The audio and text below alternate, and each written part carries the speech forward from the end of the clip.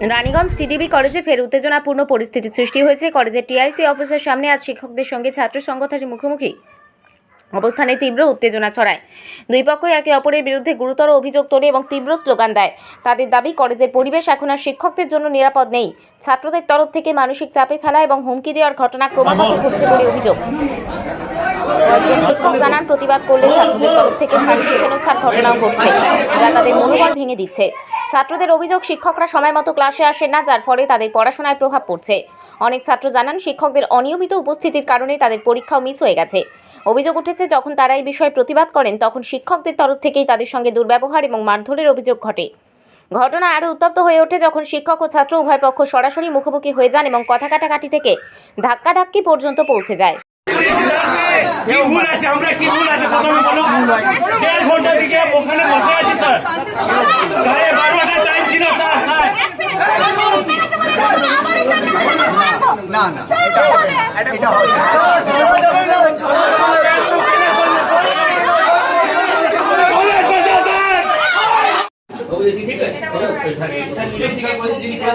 যিনি করেছেন সেটা শেয়ার করছে, ঠিক আছে, কিন্তু আপনি চেয়ারপারসন, আপনি সেটাকে একটু মিটিং করে আমি বলছি, ঠিক আছে।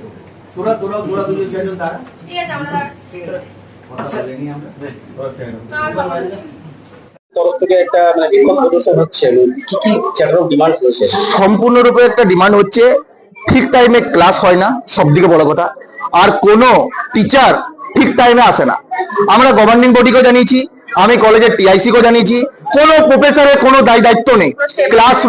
ক্লাসরুম খালি, সমস্ত কিছু খালি। স্টুডেন্টদেরকে মেসেজ করে দেওয়া হয়, আজ আমার শরীর খারাপ, আমি আসবো না। অনেক প্রফেসর যুক্ত। সম্পূর্ণরূপে আমি বলতে চাই, কলেজের আজকে হিস্ট্রি ডিপার্টমেন্টের 4th সেমিস্টারে ইন্টারনাল পরীক্ষা ছিল।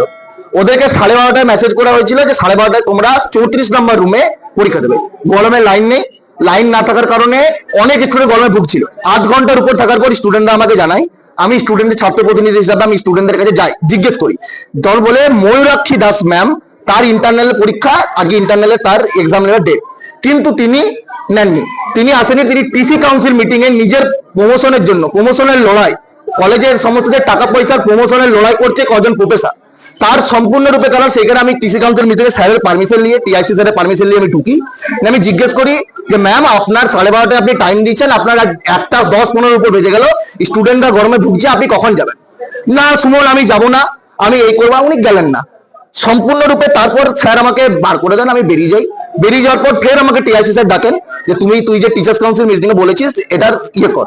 আমি গিয়ে টিচার্স কাউন্সিল মিটিং এ যখন হই, পার্সেল কিসকু সে আমাকে ওপেনলি চার্জ করে, তোকে মেরে দেবো, খুনের হুমকি দেয়। এবং পার্সেল কিসকু ফিজিক্স ডিপার্টমেন্টে একজন অ্যাসিস্ট্যান্ট প্রফেসর, উনি ডাইরেক্ট আমাকে বলে তোকে মেরে দেবো, নিয়ে কলার ধরতে আসে। কলার ধরতে আসার কারণে আমি খুব বিভৎস হয়ে যাই। তখন আমার ছাত্র প্রতিনিধি সব যত ছেলেগুলোকে আছে সবাইকে ডাকি, যে এই যে অন্যায়টা হয়েছে, প্রফেসররা ডাইরেক্ট স্টুডেন্টদের মারছে, ধরছে, ভয় খাওয়াচ্ছে, তোরা কলেজে আসিস না, ক্লাস করিস না, ক্লাস করার দরকার নেই, আমরা বুঝে নেবো। প্রতি মাসে 1 লাখ টাকা, 50,000, 70,000 টাকা স্যালারি নিয়ে নেবে, নিয়ে নিজস্ব স্বার্থভাবে কাজ করবে। আচ্ছা, হিস্ট্রি ডিপার্টমেন্টের যে 4th সেমিস্টারের যে ইন্টারনাল এক্সাম, ওটা কি পোস্টপোন হয়েছে না হয়েছে? না, এখনো কোনো পোস্টপোন হয়নি। এখন আমরা ওইটা নিয়ে স্যারের সঙ্গে আলোচনাতে আছি। মানে যে টাইম সময়সূচি ছিল সেই সময়সূচিতে পরীক্ষা হয়নি। আমরা চাইছি যে কলেজে যারা প্রফেসর আছে, তারা যারা আমাকে চার্জ করতে আছে বা ছাত্রদেরকে মারতে, তারা ক্ষমা চাক নিঃস্বার্থভাবে।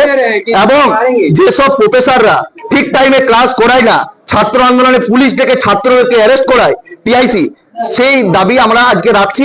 যতক্ষণ না পর্যন্ত ঠিক টাইমে ক্লাস হয়, কলেজের অ্যাডমিনিস্ট্রেশন ঠিক টাইমে চলে, বা কলেজের নন টিচিংরা ঠিক টাইমে কাজ করে, ততক্ষণ না পর্যন্ত আমরা এই আন্দোলন থেকে উঠবো।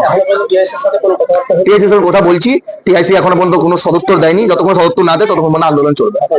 সুমন গড়াই, টিডিবি কলেজ, তৃণমূল ছাত্র। প্রত্যেকদিন এত দূর থেকে স্টুডেন্টরা কলেজ আসছি নিয়মিত ক্লাস করার জন্য, কারণ আমাদের একটা নোটিশ দেওয়া হয়েছে যে 75% অ্যাটেন্ডেন্স না থাকলে কোনো পরীক্ষায় বসতে দেওয়া হবে না। আর এর কারণে আমরা প্রত্যেক টাইমে ক্লাসে বসে থাকি। তো সেখানে স্যার ম্যামরা নিজের টাইম মতন কলেজে আসছেন, কলেজে এসে পরেও যদি ক্লাস নেওয়ার মন হচ্ছে তো নিচ্ছেন, না মন হচ্ছে তো মেসেজ করে দিচ্ছেন আজ ক্লাস হবে না।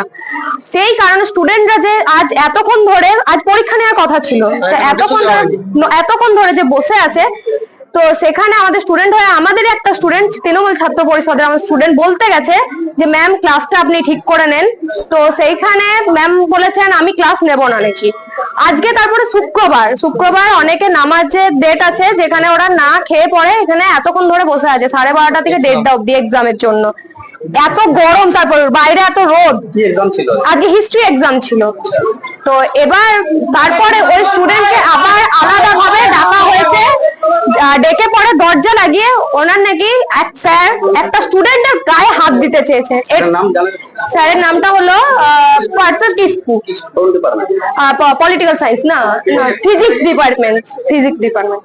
তো একটা আমরা বলতে চাইছি একটা স্টুডেন্টের গায়ে হাত দেওয়ার অধিকার কোনো স্যার নেই। স্টুডেন্ট হিসেবে বলছেন যে 75% অ্যাটেন্ডেন্স মানে একদম মাস্ট বি দরকার, কিন্তু এখানে যখন আপনারা আসছেন টিচাররাও এখানে প্রেজেন্ট হচ্ছে কিন্তু ক্লাস হচ্ছে না, যতটুকু আমরা জানতে পারছি। আর এটাও বলবো না যে সব ডিপার্টমেন্টে হচ্ছে না, তা না, কিছু কিছু ডিপার্টমেন্টে এরকম হচ্ছে। কোন ডিপার্টমেন্ট?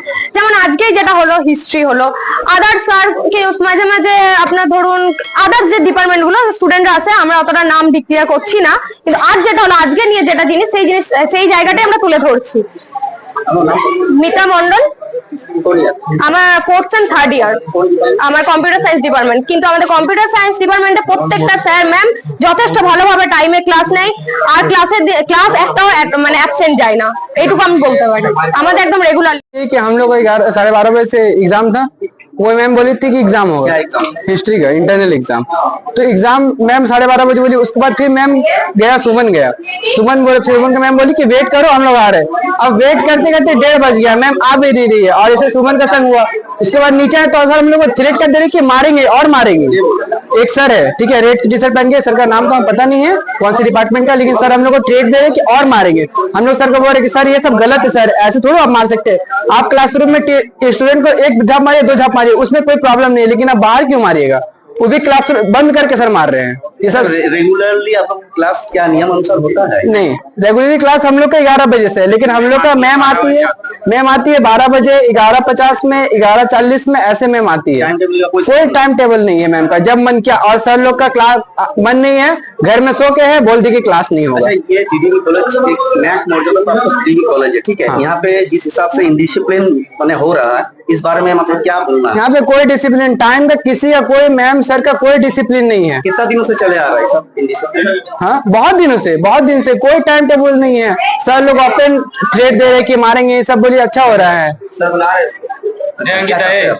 हम लोग चाहते हैं कि सब कुछ टाइम पे हो। हम लोग तो इतना दूर से स्टूडेंट है, हम अंडाल से पढ़ाई करने आते हैं और हम जियो में जॉब करते हैं। अभी जॉब छोड़ के हम आए यहाँ पे कि एग्जाम है मेरा। एग्जाम पोस्टपोन हो गया? हाँ, पोस्टपोन नहीं, अभी मैम कोई मैसेज कोई ग्रुप में ऐसा कोई